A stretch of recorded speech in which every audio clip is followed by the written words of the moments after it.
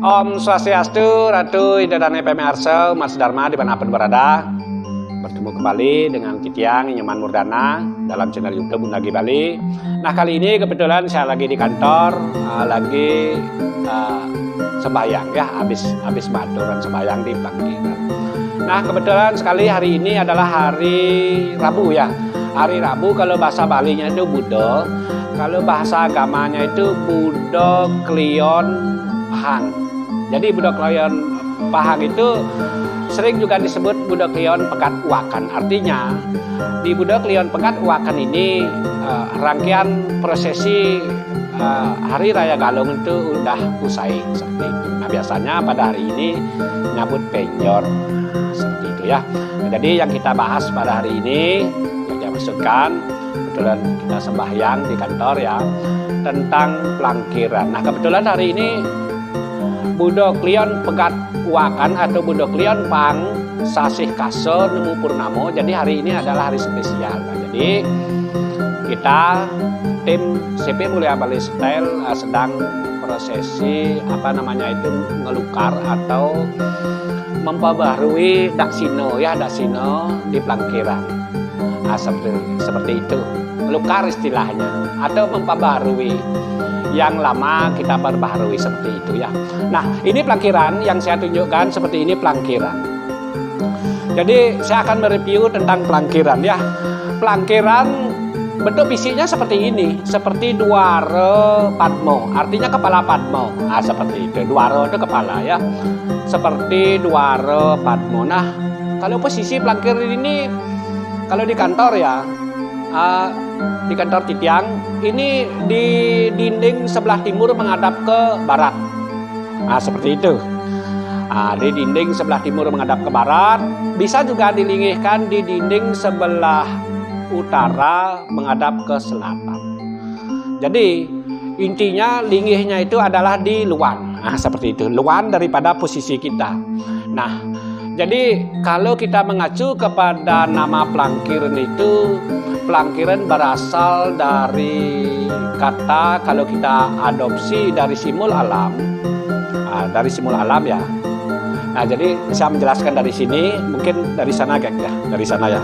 Kalau misalnya yang maknai dari simul alam, yaitu Plangkiran itu berasal dari Gunung Tohlangkir ya, Gunung Tohlangkir. Dulu konon katanya Gunung Tohlangkir itu sebelumnya itu adalah apa ya? Sekarang namanya Gunung Agung. Sebelum Gunung Agung itu Gunung Tohlangkir.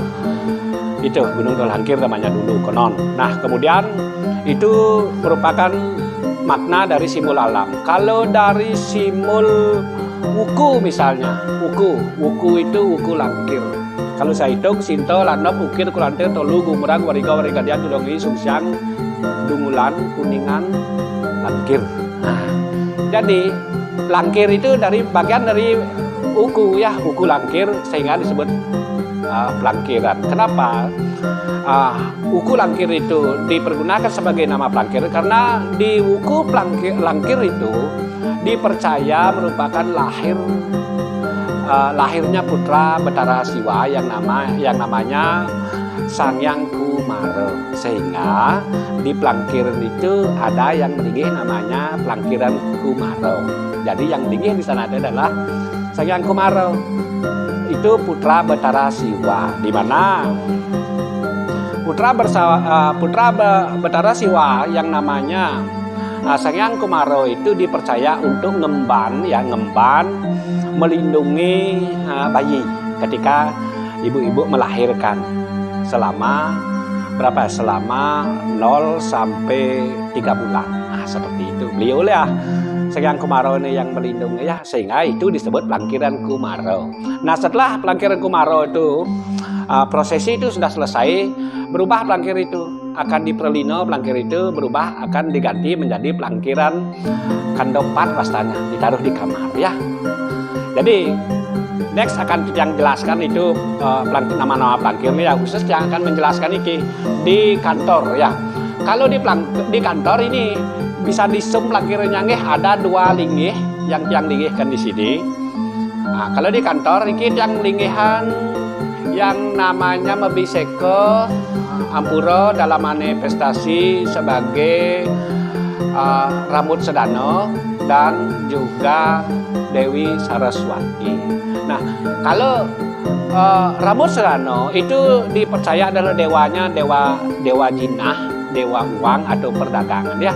Jadi kalau ibu-ibu misalnya yang berdagang, berjualan di toko, di pasar, tentu yang dilingihkan itu yang ada gennya itu adalah Rambut Sedana seperti itu. Karena dewanya perdagangan atau dewa uang ya, itu dipercaya. Nah, sekarang lagi karena yang di kantor wajar kita ngelingihan, kita di sini ngelingihan Rambut Sedana seperti itu. Nah, kemudian Saraswati itu lambang ilmu pengetahuan.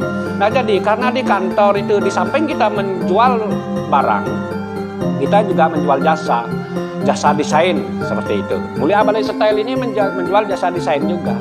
Jadi karena di kantor itu identik kita itu bekerja dengan pikiran, bukan bekerja dengan otot. Jadi agar pikiran kita itu tajam.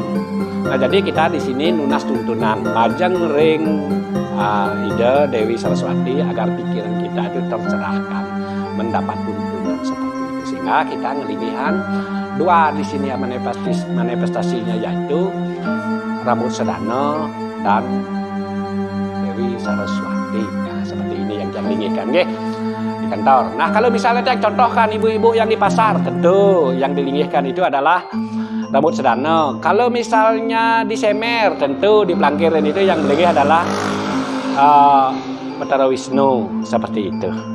Di dapur misalnya yang dilingihkan itu Bathara Brahma Pelangkiran ya. Nah, kemudian kalau misalnya di kamar keluarga, nah kan ada ruang keluarga. Kalau bahasa arsitekturnya itu bahasa konstruksi itu living room ya, di living room kamar bebas itu ruang keluarga maksudnya. Itu dilingihkan Semaro Rako dan Semaro Ratih. Semaro Rako dan Semaro Ratih itu adalah lambang keharmonisan, di mana agar keluarga kita itu mendapat tuntunan dari Semaro Rako dan Semaro Ratih itu agar keluarga kita harmonis. Hubungan menantu dengan mertua, hubungan suami dengan istri, hubungan anak dengan bapak. Nah, seperti itu biar harmonis, sehingga itu dilingihkan di ruang keluarga. Nah, seperti itu. Nah, kemudian back lagi penjelasnya di kamar. Di kamar itu ada dua yang dilingihkan untuk pelangkirannya ya. Pertama, ketika ibu itu mempunyai bayi, itu namanya pelangkiran Kumaro. Pelangkiran Kumaro yang melingih Sang Hyang Kumaro putra Bathara Siwa yang dipercaya untuk ngemban anak alit ya, agar anak alit ke selamat rahayu. Karena apa? Karena selama 3 bulan itu anak alit itu belum diprosesi menusayatnya. Ketika sudah berumur 3 bulan, 40 bulan gitu istilahnya, baru prosesi menusayatnya itu dilakukan. Nah, karena dianggap riskan, rentan di umur 0 sampai 3 bulan, sehingga dipercayalah Sang Hyang Kumaro untuk ngemban, mempu atau melindungi. Itu tujuannya. Nah, ketika nanti sudah lewat dari 3 bulan itu pelinggih itu akan pelangkir itu akan berubah. Nanti kita ganti menjadi pelangkiran, ada yang menyebut pelangkir itu catur sanak. Nah, seperti ini modelnya sama juga ya, catur sanak atau kandopat. Siapa yang melinggih di sana? Tentu Pancasana. Catur sanak, kandopat. Apa itu kandopat? Kandopat itu Anggopati, Prajopati, Banaspati Rajo. Itu saudara kandung kita yang kita ajak lahir. Kalau fisiknya itu ya, kandopat itu apa ya? Catur sanak itu fisiknya itu berupa air ketuban. Tahu nggak air ketuban? Bahasa Bali itu ya nyem dibilang. Kemudian ada darah atau getih ya. Kemudian ada namanya plasenta atau bungsat ya. Bungsat. Atau ari-ari boleh ya. Dan kemudian yang keempat lama. Sehingga dalam teoritis agama itu disebutkan ada Anggopati, Prajopati, Banaspati, dan Banaspati Rajo. Dan kemudian bentuk fisiknya itu adalah air ketuban, kemudian darah, plasenta, dan lama. Seperti itulah yang menyertai kelahiran kita. Sehingga kita nyungsung di kamar seperti itu. Pelangkiran ya, jenis-jenis pelangkiran. Nah, mengenai penempatan pelangkiran sekarang. Pelangkiran ini kategorinya adalah tempat suci. Sama seperti pura tempat suci, sangah tempat suci, beji tempat suci. Pelangkiran ini pun tempat suci. Sehingga etika penempatannya itu harus sesuai dengan etika seperti itu. Jangan sembarangan menempatkan atau ngeligihin parkiran, paling tidak di luar seperti ini ya. Dangi-danginya atau dajan-dajan seperti itu. Nah, kemudian mengenai tempat suci, sering saya sampaikan dalam konten-konten sebelumnya itu, apakah tempat suci itu memiliki radius kesucian? Memiliki. Berapa? Yaitu hasto namanya. Hasto itu seberapa? Hasto itu segini. Dari siku ke ujung jari ini disebut ahasto namanya. Ya, kalau kita terjemahkan dalam bentuk meter itu 40 cm. Artinya tempat suci pelangkiran maupun tempat suci pura, merajan, beji ataupun memiliki radius keluar dari objek itu adalah hasto 40 cm. Naik misalnya ya, naiknya 40 cm. Ke samping 40 cm, turun 40 cm, ke samping 40 cm, dikurung 40 cm hasto, itu radiusnya tempat suci. Naik misalnya di luar daripada itu, nah seperti ini misalnya kalau yang tunjukkan sorot ya, ini kan lantai 2. Di atas itu ada ini, ada aktivitas. Tiang sering beraktivitas di atas, bahkan ada kamar mandi, toilet di atas ya. Artinya apa? Apakah itu kategori ungkul-ungkul? Tidak. Sesuai dengan keilmuan yang saya pelajari dan materi yang saya adopsi dari sumber terpercaya. Jadi radius itulah yang mengatakan bahwa apakah tempat suci itu terkontaminasi dengan luar. Tidak. Nah, jadi karena memiliki radius, di luar daripada radius hasto itu merupakan wilayah propan, bebas ya, bebas melakukan apa saja. Kalau saya contohkan ya, contoh maaf nih, contohnya agak ekstrem sedikit ya. Di kamar kita ngelinggihan langkiran, yang melinggih di sana itu adalah kandepat itu misalnya. Nah kemudian di kamar itu, maaf ya, maaf sekali lagi, ini hanya contoh. Di kamar itu kebetulan suami istri. Suami istri itu tentu ada hubungan suami istri, kan begitu. Nah, jadi secara logika artinya kita itu di depan pelangkiran atau di bawah pelangkiran atau di sekitar pelangkiran itu kita melakukan hubungan suami istri di kamar misalnya. Nah, apakah itu tidak cemar, tidak letah, tidak cintako? Tidak. Kenapa tidak? Karena tempat kita tidur, tempat beraktivitas atau tempat melakukan hubungan suami istri itu sudah di luar daripada hasto itu. Nah, itulah yang dimaksud dengan radius ya.